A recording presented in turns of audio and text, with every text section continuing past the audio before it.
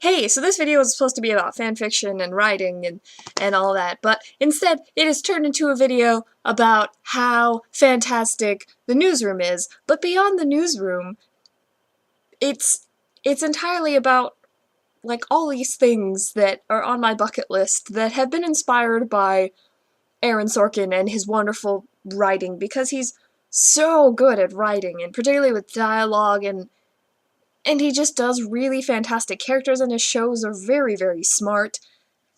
And this is all because I finished the newsroom at about 1 this morning, and now I have to wait for the second season, which is in July, and so I'm kind of going through withdrawals, even though it's only been a couple of hours.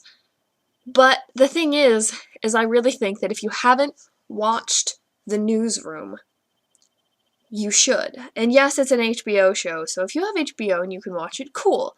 If you can't, while I'm not going to promote downloading it, I would still recommend it because it's fantastic. I mean, I love smart shows. I love shows that don't just make things dumbed down. And while yes, to some extent, I'm sure it is, at the same time, Aaron Sorkin did a wonderful job with The West Wing so that you got an understanding of how the White House works, particularly with the Oval Office and the president, and how politics in general worked and how speech writing worked.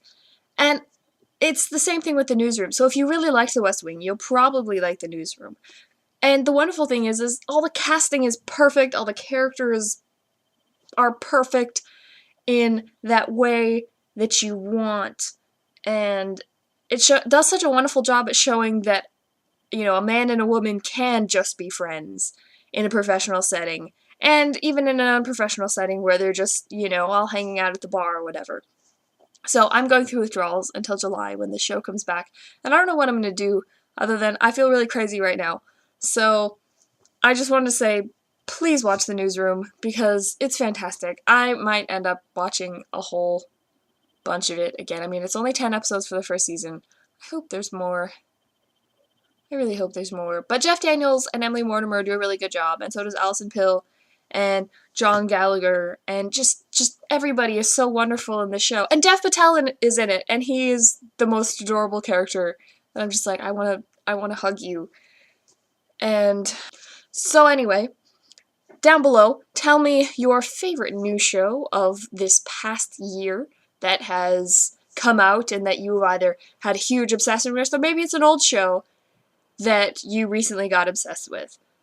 Because I'm really curious, and if you have anything to recommend, in the link below.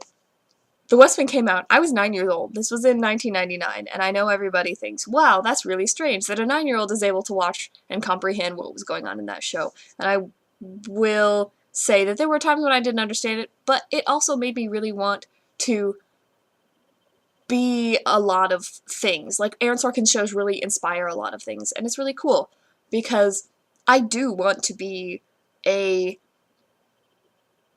political speechwriter. I think that would actually be a lot of fun, particularly for a president that I approve of, and I want to work in a newsroom. I want to be a journalist, and I'm actually going to cover all of this probably in a future bucket list video. But I just think it's really important to be able to aspire to something greater and to want to do something that just seems really, really big. But to be able to do it would be really cool.